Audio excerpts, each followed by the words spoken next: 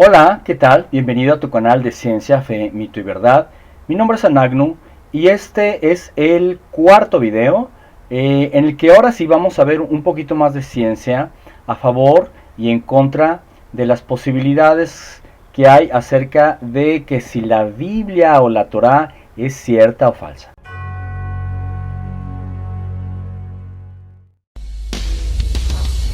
La Puerta, Ciencia, Fe, Mito y Verdad es una impactante y reflexiva obra que desmiente que la ciencia y la fe son enemigas naturales, siempre y cuando se desechen los dogmatismos tanto religiosos como pseudocientíficos que tanto daño han hecho al perderse la credibilidad de donde nunca se debió de haber perdido. Es así que, verificando la solidez de las pruebas ofrecidas por la ciencia y la fe, establece las bases de una convicción no dogmática que permite al buscador revisar sus creencias para dejar las afirmaciones basadas en la ignorancia, el prejuicio, los fraudes y los intereses de grupo para ser libre de pensamiento y responder a las preguntas más importantes de la vida. Pues bien, la primera evidencia que vamos a ver es la existencia o la inexistencia de la Torre de Babel. Como muchos saben, pues la tierra donde existió Babilonia, pues no hay duda de que existió. Sin embargo, hubo algunas personas que dudaban de la existencia de esa tierra hace algún tiempo. Sin embargo, por ejemplo, encontramos como historiadores como Heródoto, que describió la estructura de la Torre de Babel. Asimismo, también existen unas tablillas cuneiformes que hablan de la existencia de la tierra de Sinar. Eso es por un lado. Y por otro, bueno, vamos a ver que hay documentos babilónicos que declaran que la Torre de Babel fue edificada por Nimrod, tal y como lo describe la Biblia. Es decir, que por lo menos sí existen las evidencias de que hubo un tal Nimrod, como lo narra la Biblia, y que obviamente Nimrod fue el que mandó edificar la Torre de Babel. Hoy se conocen algunas estructuras de la probable Torre de Babel, pero no se sabe con exactitud cuál pudo haber sido, si es que alguna de estas es. Sin embargo, por ejemplo, tenemos una evidencia que voy a poner a continuación, la cual tiene una base de 140 metros por 210 y una altura que tuvo de cerca de 90 metros. Hoy la estructura mide alrededor de 46 metros y una circunferencia de 700 metros. Ahora, esta está localizada a 80 kilómetros de Bagdad, Irak, y por lo menos hasta antes de la guerra norteamericana que se situó en el año 2002, por lo menos ahí estaba. Desconozco si hoy se encuentre todavía pues con los bombardeos y todo eso, ¿no? Bueno, esa es por un lado la evidencia o la posible evidencia de esta torre.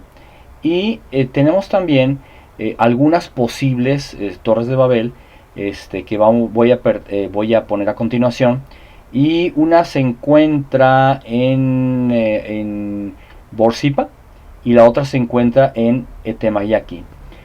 No se sabe, como yo les digo, pero son edificaciones bastante interesantes, que probablemente una de estas fue la famosa Tierra de Babel.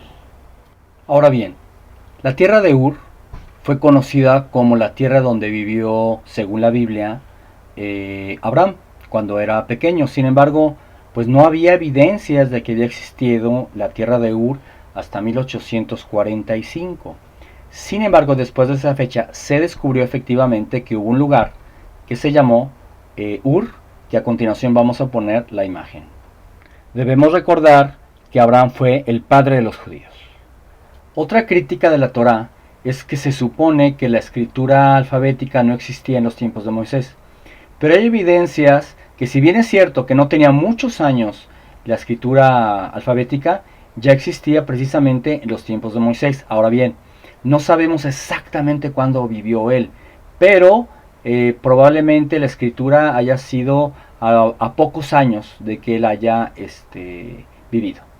A continuación vamos a poner las dataciones de algunos alfabetos para que veas más o menos el tiempo en el que pudo haber sido tanto la vida de Moisés como la invención de la escritura, que obviamente no apareció de la noche a la mañana, ¿sí? Se fue desarrollando poco a poco.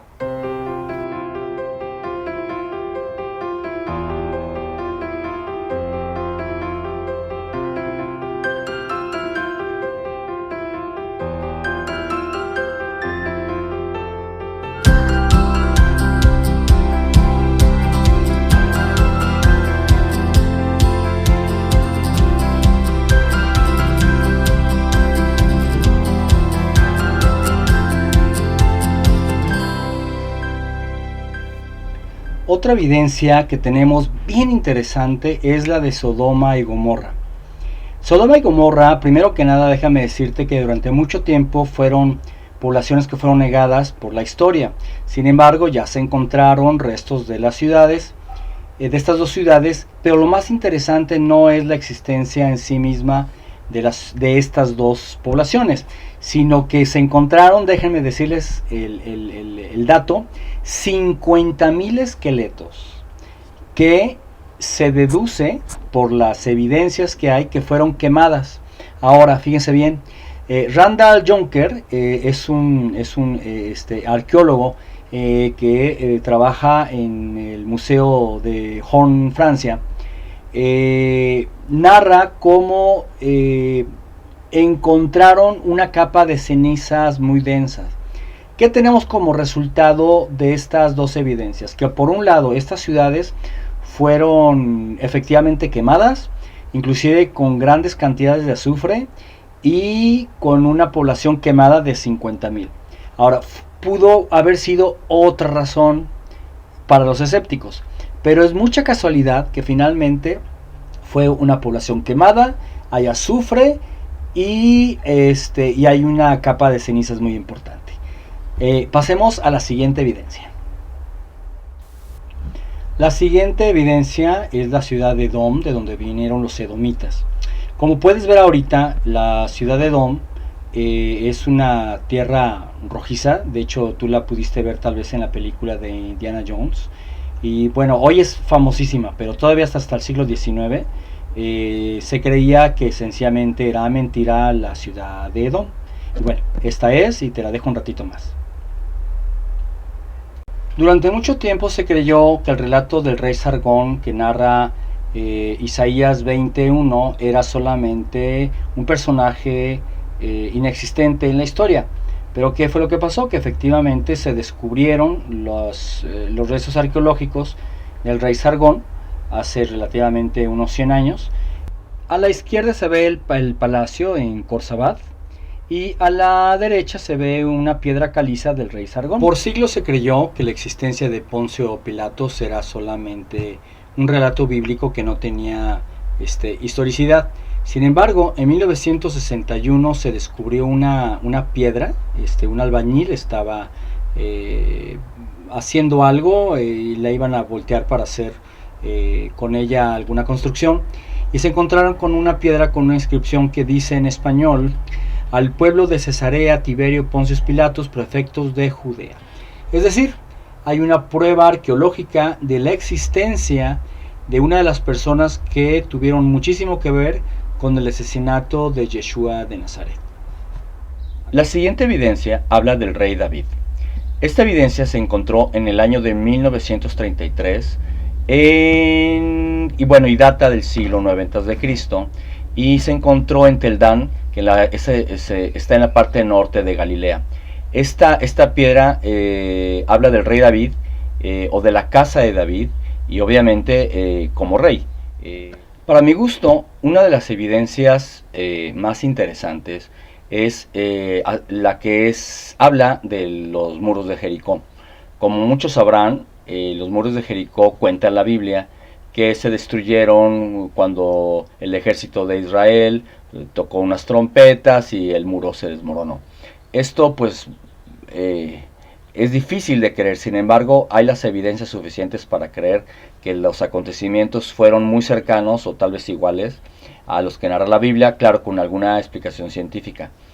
Probablemente los muros ya estaban debilitados y las vibraciones, ¿verdad? fue lo que ocasionó el derrumbamiento de los muros de Jericó. Y algo también muy importante, debemos recordar que había en aquel entonces un personaje, Raab, que fue quien le ayudó al ejército israelí, y curiosamente es uno de los pedazos que sencillamente no se derrumbó. Entonces, tal y como narra la Biblia, a ella se le concedió que no le pasara nada a su casa. Interesante bastante. Podría haber otras explicaciones del por qué la Biblia o la Torá narra lo que hoy científicamente podemos entender como vibración del sonido. Una de las profecías más exactas que narra la Torá es cuando Tiro, que fue una ciudad fenicia, fue invadida. Esta invasión la hizo Nabucodonosor y se profetizó alrededor de 250 años. Tiro traicionó a Israel y la profecía se puede dividir en dos. Una que aparentemente no fue la profecía tal cual, cuando efectivamente Nabucodonosor invadió a Tiro, y 250 años o alrededor de 250 años después de la primer profecía, cuando Nabucodonosor invadió Tiro, la invadió también Alejandro Magno. Ahora, la profecía cuenta que los restos de los restos de Tiro iban a acabar en medio del mar, cosa que no sucedió con la invasión babilónica, pero sí sucedió con la invasión de Alejandro. Ahora bien, voy a leer para que ustedes también lean ahí lo que pasó y vamos a ver cómo en la segunda parte de la profecía efectivamente los restos de Tiro sí acabaron en el mar como dice la profecía. La primera parte de ella dice: haré subir contra ti muchas naciones como el mar hace subir sus olas, y demolerán los muros de Tiro y derribarán sus torres, y barreré de ella hasta su polvo y la dejaré como una peña lisa. Tendedero de redes será en medio del mar, porque yo he hablado, dice el Señor, y será saqueada por las naciones.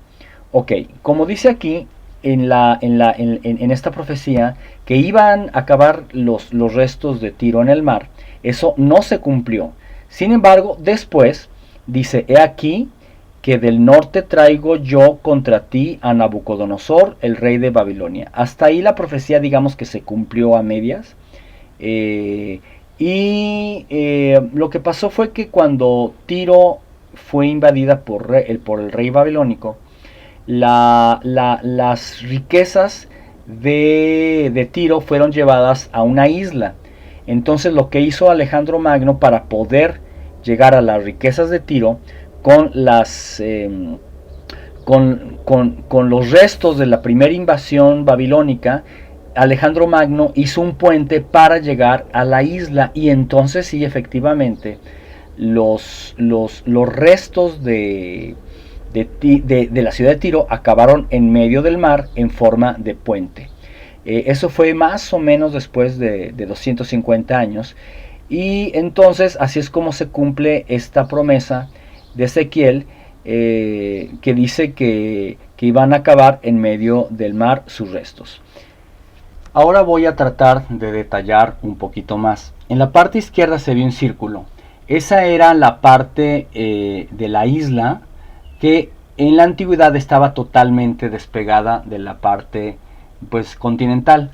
Hoy, con la edificación del puente, que se ve con unos puntitos amarillos, fue haciendo con el paso del tiempo que se hiciera tierra y se unió la isla con el continente. Pero en la antigüedad, pues no sé si veas ahí unas rayas, ¿verdad? Verticales, donde narra aproximadamente de dónde a dónde llegaba la tierra firme, tanto del continente como de la parte de la isla. Entonces, por eso es que hoy se puede ver que, en la parte izquierda de nuevo, donde está el círculo, ahí donde fueron a parar los tesoros de Tiro, que fueron escondidos del rey Nabucodonosor. Y entonces toda la parte del continente, se hizo, como les acabo de decir hace unos momentos, que se hizo un puente para poder llegar a la parte de la isla, y así es como efectivamente esta profecía se cumple en dos partes. La primera, con la primera invasión de Nabucodonosor, que no logró llegar a su objetivo, y la segunda parte donde sí Alejandro Magno pudo llegar a los tesoros de Tiro, y de esa manera esta profecía se cumple porque efectivamente quedó como una peña lisa, ¿no? Entonces tenemos esa profecía, y a continuación vamos a ver otra profecía un tanto parecida. La siguiente profecía habla de la ciudad de Sidón, que al igual que Tiro fue invadida.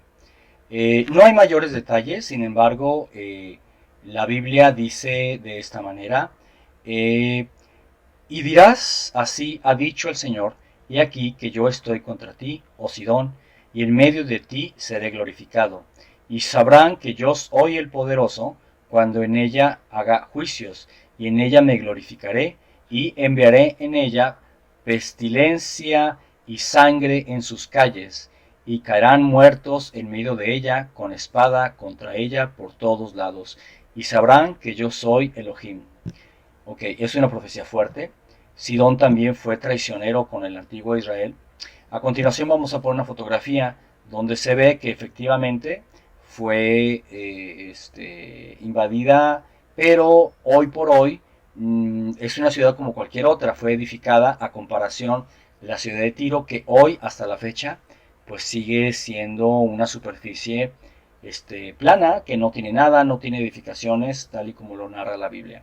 Ahora, no me voy a meter por ahora cuestiones éticas, morales, que si sí, que si no, que si lo que sea. Aquí lo importante es de que la Torá en el sentido estricto de la palabra, efectivamente se han cumplido las profecías que dice que se han hecho. Y hasta aquí lo vamos a dejar el día de hoy. Vamos a hablar en el siguiente video acerca del éxodo hebreo, que créanme que si esto se les hizo interesante, el éxodo hebreo es muchísimo más interesante porque es mucho más detallado. Pues bien, me despido, espero que, como te digo, este video te haya sido de utilidad, y nos vemos en el siguiente video. Hasta luego.